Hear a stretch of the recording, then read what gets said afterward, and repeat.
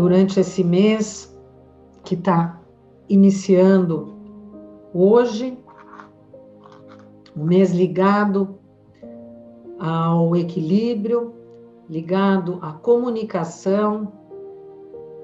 Parece um paradoxo, porque, logicamente, um excesso de comunicação, a primeira ideia que vem dentro da nossa cabeça é uma porção de pessoas falando ao mesmo tempo, e aí uma bagunça.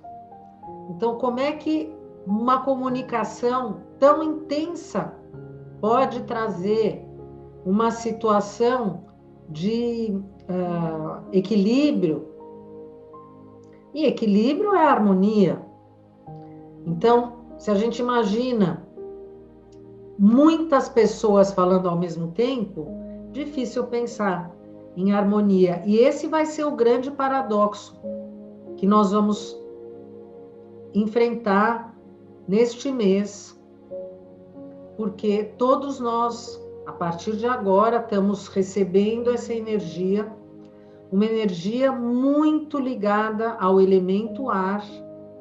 Ela se manifesta 3 vezes, de forma tripla, nesse período, e o elemento ar está ligado ao movimento. O elemento ar está em todo lugar. O movimento ar, a gente não consegue segurar. Então, quando pensamos nesse mês, é um mês que tudo acontece muito rápido. Quando a gente pensa dentro da astrologia cabalística e a gente pensa naquela primeira letra do tetragrama, o Iod, esse mês está representado dentro daquela letra, e os 3 meses que fazem parte dessa letra, que representa esse fogo, que é um fogo que precisa ter um elemento para ser consumido. E aí a gente pensa numa fogueira, quando tem fogo e tem muito ar, quando a gente quer que o fogo pegue, ou a gente joga lenha, ou a gente abana para aquele ar levantar o fogo. Então, este mês, nós temos este fogo que vai consumir. Ao mesmo tempo, eu tenho o terceiro mês desse trio. Então, eu tenho uma energia de coluna central, representado pelo ar, e tenho novamente o ar, representado por esse elemento que, dentro da astrologia tradicional, ele está tão ligado ao signo de Gêmeos. E quando a gente pensa na comunicação como sendo algo que também não é material, a nossa voz, o som, ele só se manifesta por essa frequência que está sendo, que está saindo, né, dentro do ar. É o ar que está levando o ruído, né, assim. Nós vemos coisas muito fluidas e muito rápidas e que não estão no nosso controle neste mês. A gente fala, muitas vezes nós falamos que uma vez que a palavra foi dita, ela foi jogada ao vento e a gente não consegue mais pegar. Então, aquilo que a gente joga para o universo já não está mais no nosso controle. E pensar no geminiano é pensar exatamente nisso, nessa comunicação contínua dessas duas cabeças. Eu falei anteriormente, antes da meditação, que nós temos 2 signos que já dentro desse ciclo já se manifestaram, sendo representado por animais, e agora aparece uma pessoa, um ser humano divino. E essa já é a primeira dica deste mês, porque a gente sabe que os animais, os anjos, são criaturas que não têm livre-arbítrio. Elas sobrevivem de acordo com seu instinto, com uma programação. Os anjos não decidem a função, eles já são programados. E da mesma forma os animais. Agora, nós como seres humanos, por que são duas cabeças? Porque a partir de agora, essa criatura divina, ela tem o livre-arbítrio, e ter o livre-arbítrio é entender que existem dois lados, o lado da luz e o lado da escuridão, o lado da sombra, do julgamento, do amargo, e o lado do brilho, o lado do prazer infinito,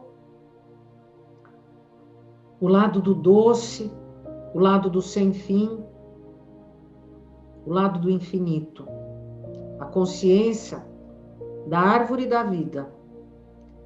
E enquanto os anjos e os animais estão seguindo aquele caminho da programação, nós, duas cabeças, podemos alterar a programação, refletir e transformar aquilo que parece ser certo, aquilo que parece ser determinado, porque eu agora consigo ver dois lados.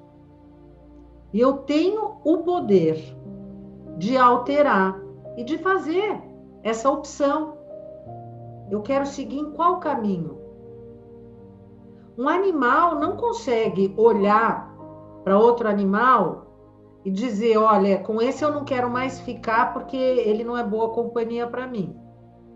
Ou um anjo não pode pensar, olha, eu sou anjo da guarda da Jaqueline, por exemplo, mas eu não quero ficar com a Jaqueline porque as coisas que ela está fazendo já não estão mais me agradando. Então agora eu quero pular, eu quero ser anjo da guarda da Maria. Ele também não pode fazer isso. Os anjos já têm, então, esse caminho.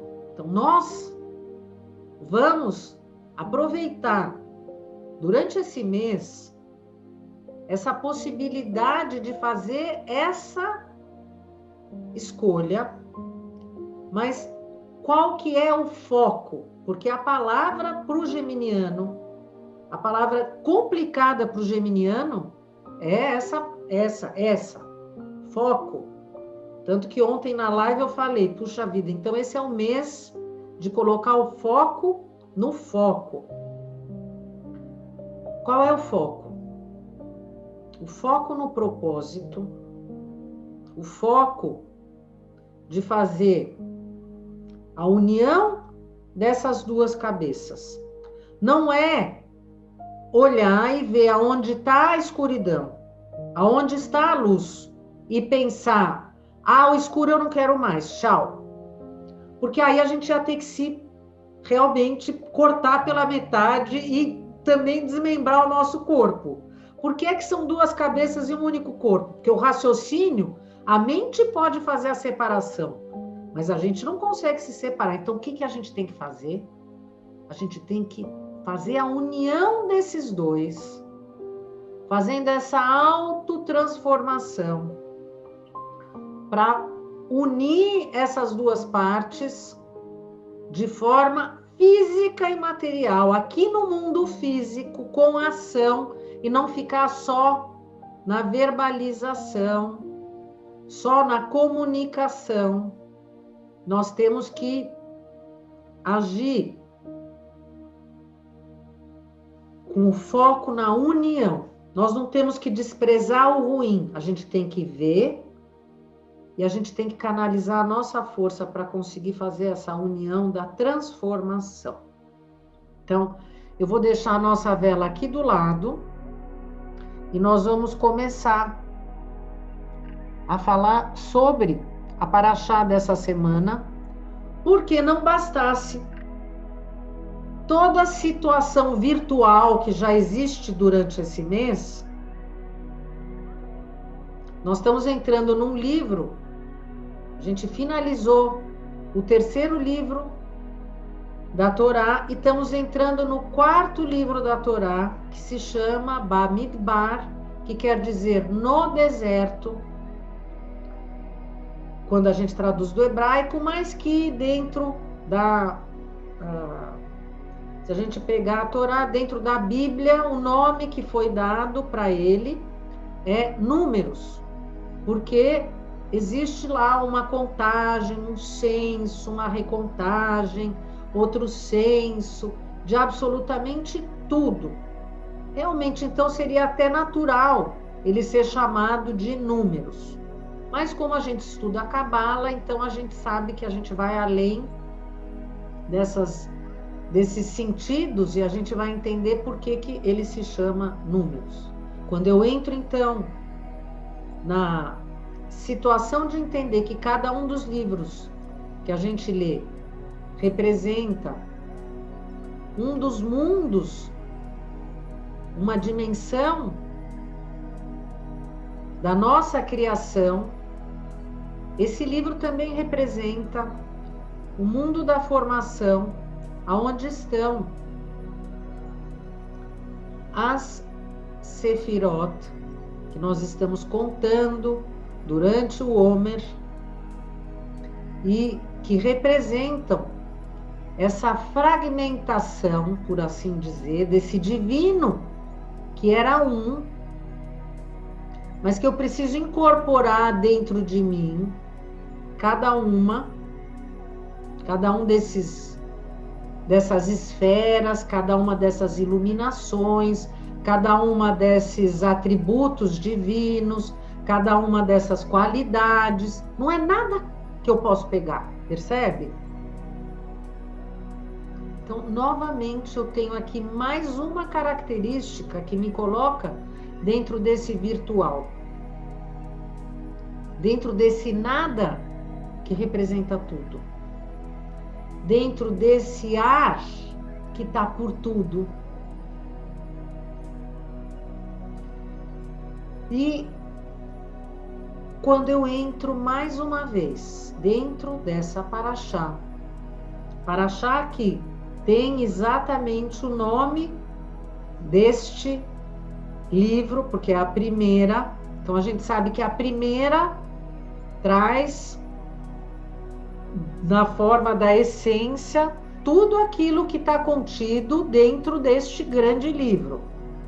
Então, estudando essa primeira paraxá, eu tenho ali todos os segredos que vão ser esmiuçados em cada uma das próximas leituras. Então, eu estou entrando hoje, no mês de Sivan, Gêmeos, eu estou entrando hoje na leitura desse novo livro que representa esse mundo da formação, a minha formação divina. Porque no momento que eu consegui brilhar, nós hoje fizemos a meditação um pouco diferente, porque quando eu estou dentro desse mundo, qual que é a minha preocupação, qual que é o meu foco?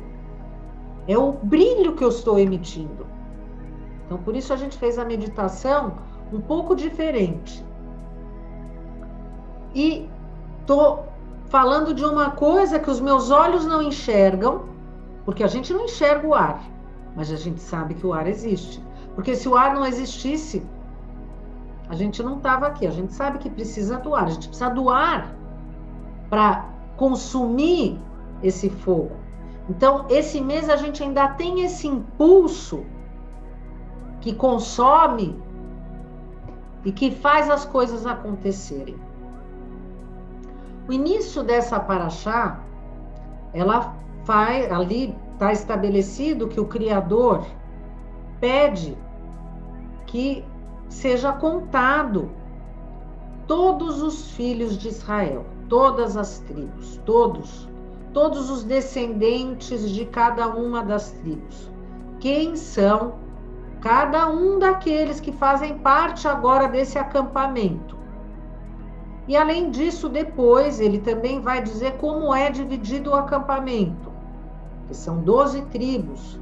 Então ele coloca 3 tribos em cada uma dos 3 pontos, dos 4 pontos cardeais, 3 vezes 3, desculpa, 3 vezes 4. E a gente aí tem como é que é essa divisão desse acampamento. Mas quando ele fala para fazer a contagem lá no início, para contar cada um deles, a gente já de cara já começa a pensar, por que é que tem que fazer essa contagem? Se Deus sabe tudo, veja, nós já estamos no século 21. Primeiro, para ele não precisaria contar, porque ele já sabe. Segundo, que diferença faz em pleno século 21 contar quantas pessoas tem em cada uma das tribos? Que diferença faz? E o que é esse contar? Porque ele fala, isso eu não consigo esquecer, isso eu não esqueço. Ele fala para levantar as cabeças, cabeça a cabeça. Levantar as cabeças, cabeça a cabeça. E quando Moisés e Arão foram fazer essa contagem, esse levantamento, eles foram falando com cada uma dessas pessoas. Quem é você? Você é descendente de quem? Que é filho de quem? Que é descendente de quem? E, de certa forma, com isso, cada um consegue ir fazendo esse retorno de onde ele veio.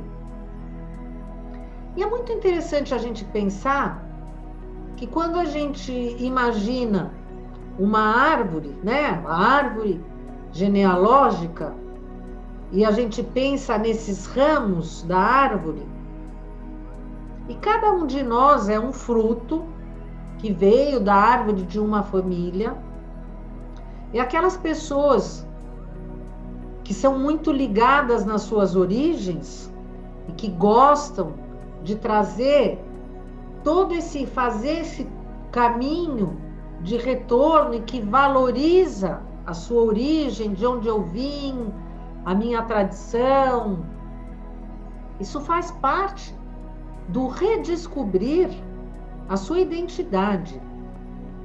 Se o nosso estudo de Cabala é descobrir o nosso propósito aqui no planeta, aqui nessa vida, esse retorno da nossa identidade é algo que faz parte desse redescobrir de quem cada um de nós é, da onde a gente veio. Mesmo que a gente esteja pensando de forma bem física dentro desse processo, quem eu sou? Porque eu posso ser a Jaqueline, tenho a minha descendência brasileira, mas anteriormente italiana, libanesa, mas e antes? Tudo isso compõe a identidade de um ser que está aqui agora, mas o meu DNA carrega informações de todas essas pessoas que não existem mais hoje, mas que são a vida que está dentro de mim. Então, eles existem hoje dentro das minhas células, porque eu carrego essa carga genética, mesmo aquelas pessoas que falam, olha, não existe reencarnação. Ah, tá bom, tudo é uma questão de ponto de vista. Porque, de certa forma, a carga que eu estou carregando, que me dá a vida hoje, que é o sistema que me alimenta hoje, está dentro do meu DNA. E ele não nasceu aleatoriamente. Ele nasceu de uma combinação que veio vindo, até que chegou aqui agora. Então, existem várias dimensões deste mesmo ponto. Os nossos sábios falam que a gente não tem que ficar contando coisas, que a gente não deve contar os centavos, que realmente ficar contando os centavos é coisa de pessoa mesquinha, né? Ficar contando isso, ficar contando aquilo, isso. Que a gente não deve fazer isso. Que para ser abençoado a gente tem que ser, assim, olhar as coisas de uma forma assim mais ampla. Então, se eu não tenho que ficar contando, parece realmente um paradoxo. Por que que eu tenho que ficar, então, contando o Homer? Ninguém fez ainda essa pergunta, né? Então, por que que eu tenho que fazer essa contagem?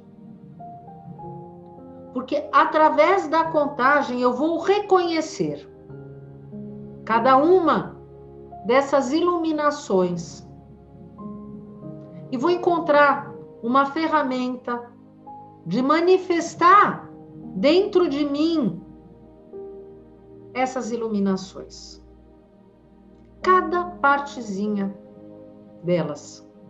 Então, eu não estou levando essa palavra contagem de forma literal, na forma do 1, 2, 3, 4, 5, 6, mas eu estou trazendo essa palavra contagem para esse lado de levantar a cabeça, olhar e ver a iluminação, sabendo que eu estou levantando a cabeça para olhar, reconhecer a minha raiz. A gente sabe que dentro da Cabala, a árvore da vida, ela está de cabeça para baixo, porque a nossa raiz está no alto. E eu estou reconhecendo a minha raiz. E eu estou incorporando essa iluminação dentro desse meu recipiente. E eu vou estar, então, entrando dentro desse sistema dos ramos, separando o negativo do positivo e trazendo essa luz de cada sefira para a minha vida.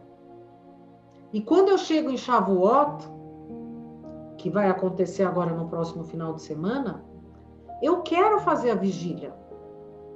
Eu quero me manter acordado.